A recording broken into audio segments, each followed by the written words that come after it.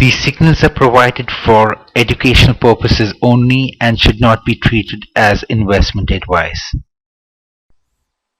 This is Huskins with the Forex Training Professionals reporting on the trade which we issued in the live trading room on Friday, the non-farm payroll day. We issued a trade alert in the live trading room for educational purposes only to sell the GBP CHF at 1.5833 with a 70 pip stop and a 140 pip target. Now this video would explain my reason and my logic behind that. At 8:30 we had the non-farm payrolls, which was a horrible number, but not as horrible as the market was anticipating. So we had a minus 54,000 jobs rather than 105,000 jobs, and this report caused risk appetite back into the market. We looked at the currency meter, and at that point in time, we'll draw a vertical line right here.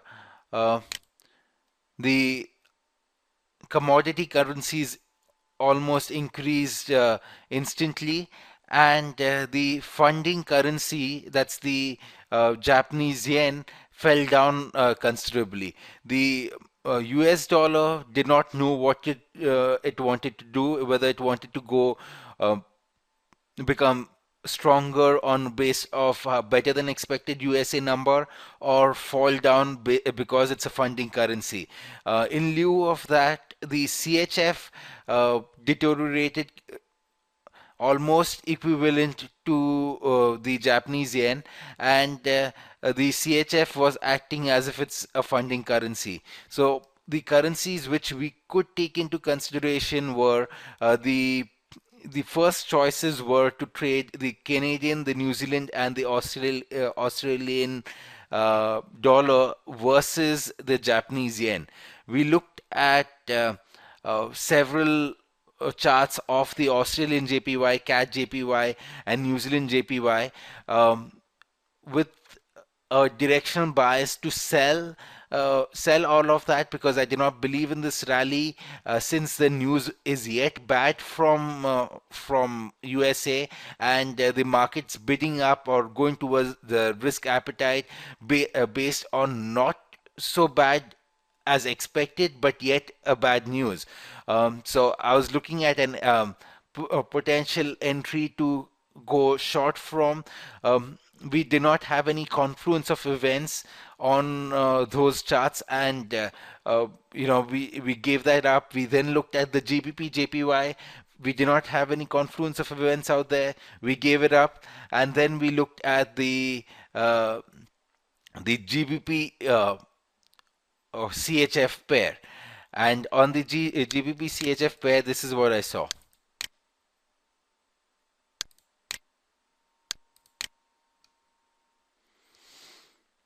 On the 5-minute chart,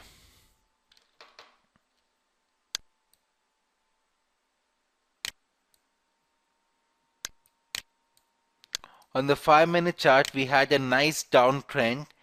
I drew the Fibonacci levels, and the 61.8 level sat right up at 158.33, which was also the swing point of these consolidation levels.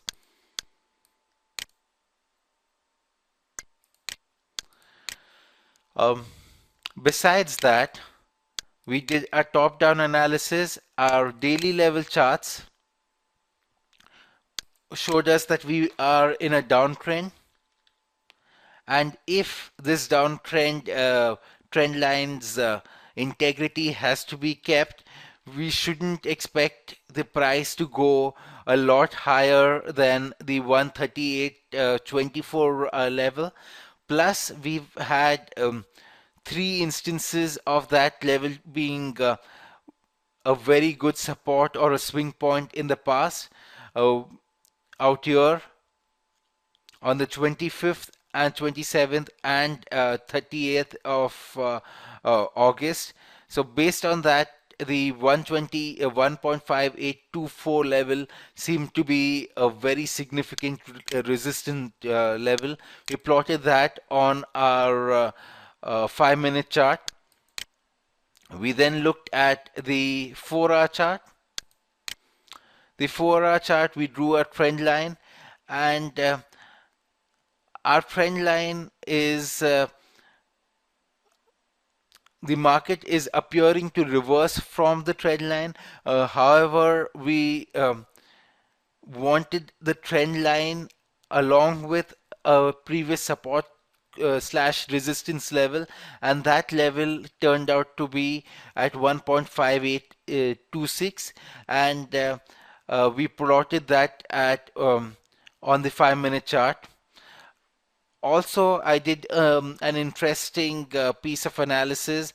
I drew the swing points of previous swings and wanted to see how far would price go. So from this low to this low, every time there has been a swing, price tends to move at least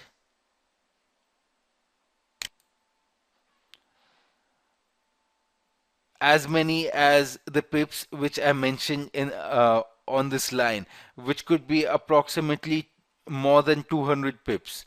Uh, Now about 2 to 300 pips. So we have a potential target zone that in case we want uh, the integrity of the swing points to be maintained, that what has happened in the past might repeat again. The price might come down to 1.55, 17, and would give us room for a potential change in the fortune of the GBP-CHF, and yet give us a potential to get out of a trade, even if the fortune of the GBP-CHF is reversing. Then we looked at the 60-minute time frame. We drew an extension level. The extension level of 138.2 turned out to be at 1.5824. We looked at the 15-minute.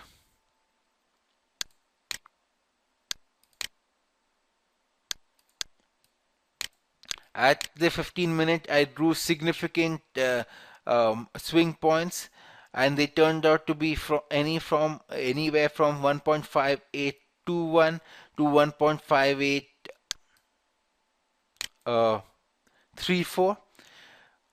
Another interesting observation on the 15-minute chart is that if this trend line's integrity has to be kept, the price should not go significantly above the 1.5896 level, which turns out to be a previous swing point resistant level as seen out here.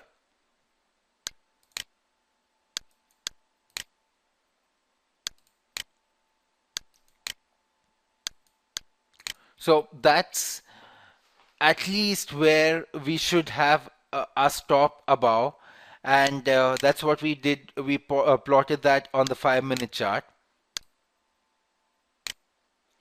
Though ideally I would want my stop above 1.6038, but that would mean over 100 pip of stop, and I'm not very comfortable placing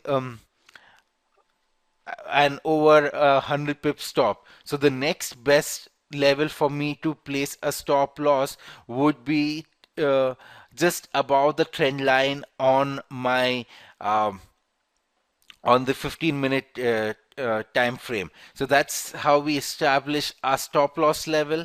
Our target level I accounted for was 140 pips. So 140 pips would allow us to, if we were to enter in at the 1.5833, would allow us to exit before the 1.5556 level, which was a level which we got out of the 4-hour chart.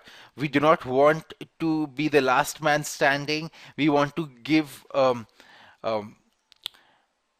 if I expect the price to move maybe 200 pips, I do not mind exiting my trade at 150 pip profit. That's just my style. There are other traders who might do something else and may want to stay in the trade for longer. So that concludes my analysis for the reasons behind the trade we issued in the live trading room on Friday. Hope you all enjoyed the presentation.